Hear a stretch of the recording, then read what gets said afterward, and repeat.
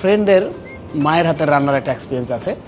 সেটা হচ্ছে যে কোরবানের মাংস ওদের বাড়িতে যেটা আমি দেখতাম, যেটাকে শুটকি করে ড্রাই করে রাখা হইতো, ওই শুটকি দিয়ে বিভিন্ন ধরনের জিনিস ওরা বিভিন্ন সময়ে খাইতো।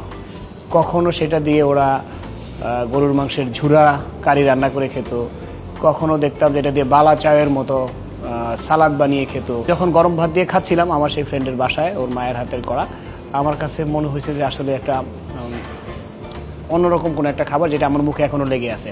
বিশেষ করে এর হালকা স্পাইসিনেস এবং যে গরুর মাংস যে শুটকি হওয়ার পরেও টেন্ডার থাকে এইটা, এবং প্রচুর, আমি যেটাকে বলবো যে অনেক ফ্লেভার ছিল।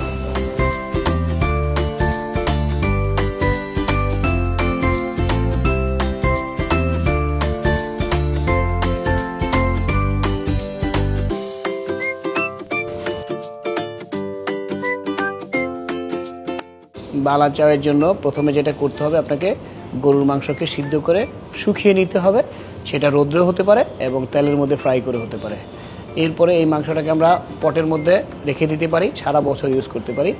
তো সিদ্ধ করা ওই শুকনো মাংসটাকে হাত দিয়ে ছোট ছোট করে চিড়ে, এরপরে এর সাথে যে ইনগ্রিডিয়েন্টসগুলি লাগবে সেগুলি হচ্ছে আপনার ভাজা পেঁয়াজ, ভাজা রসুন, তারপরে ভাজা মরিচ, তারপর একেবারে রিসেন্ট করা মানে সাথে সাথে করে নেওয়া জিরা এবং ধনিয়ার গুঁড়া এবং ধনিয়া পাতা কুচি, সরিষার তেল দিয়ে মাখাইলেই আপনি সাদা ভাতের সাথে যে কোনো সময় এনজয় করতে পারেন গরুর মাংসের ফ্লেভার নিয়ে।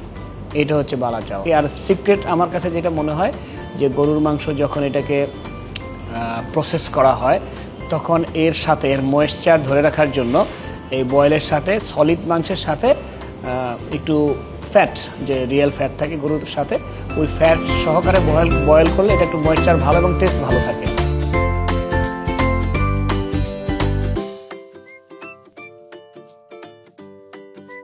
আমার কাছে যেটা মনে হয়েছে রাইস দিয়ে যেটা বানাই আমরা অন্যান্য চাল দিয়ে, তার চাইতে এখানে যেই প্রক্রিয়াগুলি ফলো করে এটা মোর ফ্লেভারফুল।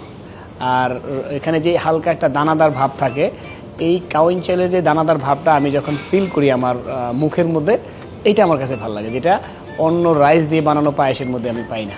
এটার যে কম্বিনেশান গুড়ের সাথে কাউইন চাল এবং মিল্ক এবং কোকোনাটের, এটা আসলেই আমার মুখে লেগে আছে। আমরা তো সাধারণত চালের গুঁড়া দিয়ে বা সুজি দিয়ে বিভিন্ন ধরনের পায়েস আমরা করে থাকি, বাট এটা কমপ্লিটলি ডিফারেন্স। পায়েসটা হচ্ছে যেটা কাউইন চাল নর্মালি আসলে এটাকে ভিজিয়ে রাখতে হয়, মিনিমাম 2 আওয়ার্স হলে ভালো, 1 ঘন্টা ভিজিয়ে রাখলেও হয়, বাট কম হবে। যতক্ষণ বেশি পানিতে ভিজবে তত তাড়াতাড়ি বয়েল হবে।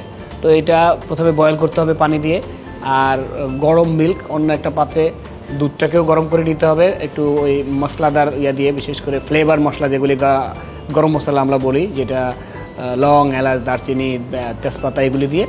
এরপরে ওই বয়েল কাউইন চালের মধ্যে মিল্কটা দিয়ে দিতে হবে। মিল্ক যখন ওখানে ডিজলভ হয়ে যাবে, মিশে যাবে, এরপরে পরিমাণ মতো সুইটনেস, যেই মিষ্টিটা আমরা পছন্দ করি, গুড়, সেই গুড়টা আমরা ওখানে ঢেলে দেবো, স্টিয়ার করব।